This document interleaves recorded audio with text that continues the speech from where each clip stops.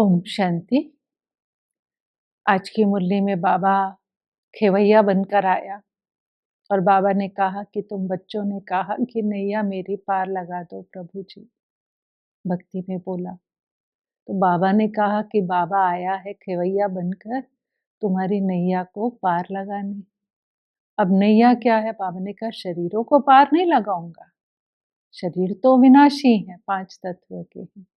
आत्मा को पार लगाने बाबा आया है। और बाबा ने कहा वो भी मैं ब्रह्मा के तन द्वारा। अब पार लगाने का अर्थ क्या है ना, इसको हमें समझना है। जैसे कोई व्यक्ति होता है ना, इसका सूक्ष्म अर्थ है, कोई स्थूल पार लगाना नहीं है। पार लगाने का अर्थ होता है कि कोई दुखी है उसका उसको सुख में ले जाए ना। जैसे कई बार हम ये शब्द भी यूज करते हैं कि यही मेरा बेड़ा पार कर सकता है, अर्थात हमें दुख से निकालकर सुख में ले जा सकता है। तो उसी तरह से सुख में पहुंचाना, सुख की प्राप्ति कराना, शांति की प्राप्ति कराना और दुख से सुख में ले जाना, ये बाबा का ही काम है। इसलिए हमने भक्ति में भी जब भी हम दुखी हुए तो भगवान को पुकारा कि हे भगवान आओ और हमारी नैया को पार लगाओ ना। पग पग ठोकर खाएं, क्योंकि सूक्ष्म में कई ऐसे तनाव, कई ऐसी परिस्थितियां जिसमें हमको रास्ता ही नहीं समझ आता कि हम कहाँ जाएं, इधर जाएं उधर जाएं। हम लौकिक को संभालें, रिश्तों को संभालें ना, कि कहाँ जाएं, कैसे करें। कई बार जिम्मेवारियां इतनी आ जाती कि जिम्मेवारियां निभाते निभाते मनुष्य थक जाता और तब भगवान को याद करता कि हे भगवान मुझे पार लगाओ, इस दुख से सुख की तरफ ले जाओ। तो बाबा ने कहा पार लगाने का अर्थ है कि पार कहाँ ले जाऊं? तो पार लगाने का अर्थ है घर ना। जैसे कोई रास्ते में भटक जाए तो उसको कोई रास्ता बता दे, कहे कि मुझे रास्ता बताओ, मैं अपने घर का रास्ता भटक गया हूँ ना। तो उसी तरह से हम आत्माएं भी अपने घर का रास्ता भूल गई हैं। तो बाबा ने आकर हमें आत्माओं का घर कहाँ है, शांति धाम, वो रास्ता बताया और सुख का रास्ता भी बताया। सुख का रास्ता, सुख कहाँ है? सुख धाम में है ना। तो सुख और शांति का रास्ता बाबा ही आकर बताते हैं, अर्थात हमारी नैया को पार करते हैं। फिर बाबा ने कहा कि देखो तुम्हें यहाँ सम्मुख सुनने में कितनी खुशी होती है, कितना नशा चढ़ता है, क्योंकि सम्मुख का आनंद तो अपना ही होता है, हम सब जानते हैं। जब हम अव्यक्त बाप दादा आते थे तो हम सम्मुख मिलन मनाने जाते, तो कितना नशा, कितनी खुशी, कितने दिन तक वो हमारे ऊपर, आज भी हमारे ऊपर उसका प्रभाव है। आज भी जब हम वो दिन याद करते हैं तो वो स्मृति आती है तो हमें कितनी खुशी, कितना आनंद मिलता है। तो वही बाबा ने कहा सम्मुख का तो नशा अलग ही होता है ना। ऐसा नहीं आज हम सम्मुख मिलन नहीं मना सकते, लेकिन आज सम्मुख मिलन मनाने के लिए हमें अपनी वो अवस्था बनानी पड़ेगी। तो आज भी हम ऐसा ही अनुभव करेंगे कि जैसे बाबा मेरे सम्मुख है, मेरे करीब है, मेरे समीप है, मैं बाबा के अति समीप हूँ। तो वो अनुभव हम आज भी सम्मुख का कर सकते हैं और करते ही हैं।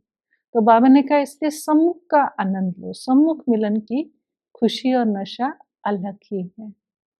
फिर बाबा ने कहा कि देखो ये ड्रामा है, ये ड्रामा में ये खेल है, इसमें जो भी एक्टर अपना अपना पार्ट बजा रहा है वो ड्रामा अनुसार बजा रहा है। हम उसमें किसी को दोष या निंदा नहीं दे सकते। अब ये चीज़ भी हमें गहराई से अपनी स्मृति में रखनी है। जब हम कर्म में आते हैं, किसी को देखते हैं कोई गलत कर रहा है, तो तुरंत हमारे अंदर आता है ये ऐसे क्यों कर रहा है, इसको ऐसा नहीं करना चाहिए। लेकिन बाबा कहते हैं नहीं, उस समय ड्रामा देखो कि ये खेल है, इसमें इसका कोई दोष नहीं है। ये अपने संस्कारों अनुसार, ड्रामा अनुसार ऐसा पार्ट बजा रहा है। मुझे क्या करना है? मुझे अपना रोल प्ले करना है। अर्थात अगर उसका पार्ट, जैसे हम देखते हैं कि ड्रामा होता है, नाटक होता है, तो विलेन अपना रोल प्ले करता है या हीरो के ऊपर कोई गोली चलाता है, चाकू मारता है, तो हीरो ये नहीं कहता कि तुम चाकू क्यों मार रहे हो मुझे, तुम्हें नहीं मारना चाहिए। वो अपने आप को बचाता है।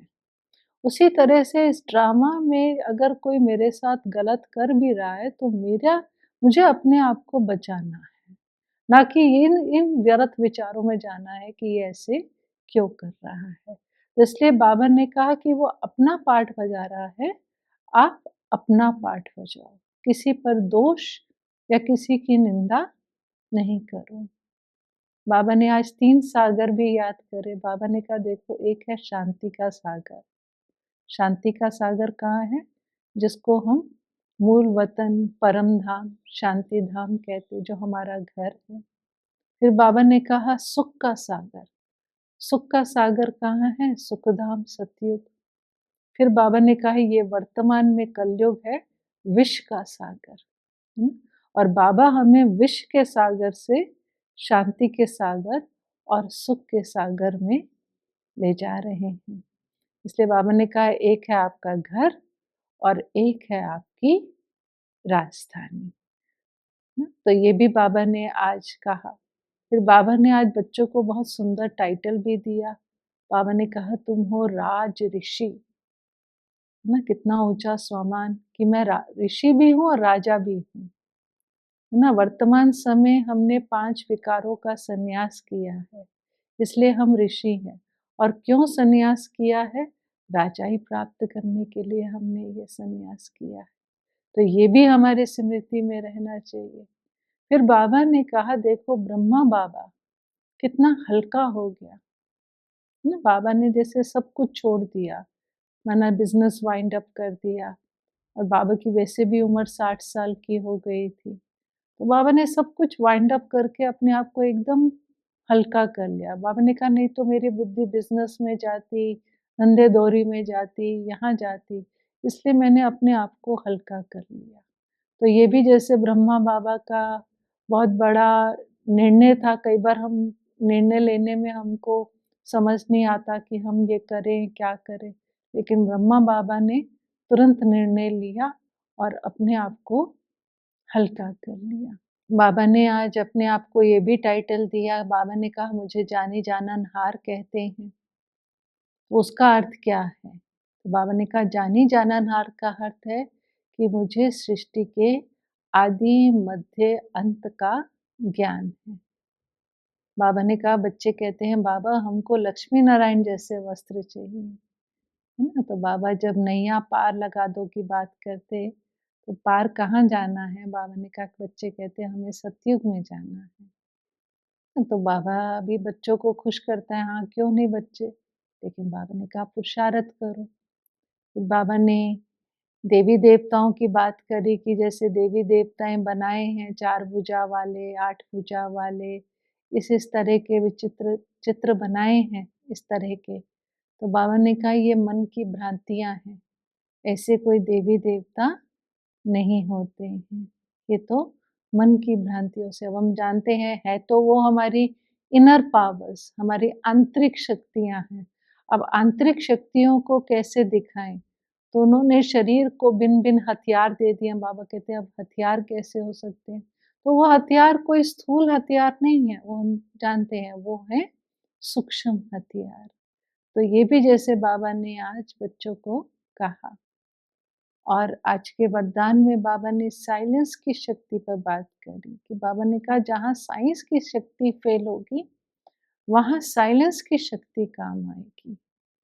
और साइलेंस की शक्ति बहुत तीव्र गति से कार्य करेगी ना, जिसमें बाबा ने कहा सबसे बड़ा कार्य स्व परिवर्तन का, दूसरों की वृत्तियों का परिवर्तन, विश्व का परिवर्तन, ये सारे कार्य साइलेंस की शक्ति से होंगे। अब जैसे बाबा कई बार नहीं कहते कि अंत में अगर कोई आपके पास खराब वृत्ति से आएगा भी, लेकिन अगर हमारे पास साइलेंस की शक्ति होगी, हम घबराएँगे नहीं, हम शांति की शक्ति में स्थित हो जाएँगे। तो बाबा ने कहा उनको लाइट ही लाइट नज़र आएगी, वो आपका कोई भी नुकसान नहीं कर पाएँगे। तो इसीलिए हमें विशेष पुरुषार्थ करना चाहिए, अपने अंदर जितना हो सके साइलेंस की शक्ति भरें, है ना? और आज के स्लोगन में बाबा ने कहा कि शिक्षा दाता के साथ रहम दिल भी बनो। है ना, कई बार हम शिक्षा तो दे देते हैं, लेकिन शिक्षा देने की बाबा ने विधि सिखाई हुई है कि शिक्षा के साथ क्षमा, रहम हो। तब हम सहयोगी बन सकेंगे। तो आज की मुरली से हम यही प्रेरणाएँ लें कि एक कि जो बाबा ने कहा कि नैया पार लगा दो, तो अगर हम चाहते हैं हमारी नैया पार हो, हम इस विषय सागर से, विश्व के सागर से शांति और सुख के सागर में जाएँ, तो हमें बाबा के आगे अपना आप को सरेंडर करना होगा, है ना? क्योंकि आत्मा का सरेंडर है ना ये। ऐसे कैसे बाबा पार करेगा? फिर अपनी मनमत नहीं चलानी, श्रीमत पर चले, तो बाबा हमारी नैया पार कर देगा। दूसरी बात जो बाबा ने हम बच्चों को कही कि हम किसी पर भी दोष नहीं डालें। हमारी बुद्धि में ये पक्का होना चाहिए कि ये नाटक है, ये खेल है, हर एक आत्मा अपना पार्ट बजा रही है, किसी पर भी हमें दोष नहीं डालना, किसी की भी हमें निंदा नहीं करनी है। और आज का जो बाबा ने स्वमान दिया कि मैं राज ऋषि हूँ, उस स्वमान का अभ्यास करें। और जैसे ब्रह्मा बाबा ने अपने आप को हल्का कर लिया, तो हमें भी घर गृहस्थ में रहते हुए बाबा ने कहा कि घर गृहस्थ में रहते हुए सब बोझ बाबा के हवाले करके अपने आप को हल्का रखें, भारी नहीं करें और अपने अंदर साइलेंस की शक्ति जमा करें, रहमदिल बनकर शिक्षा दें। ओम शांति।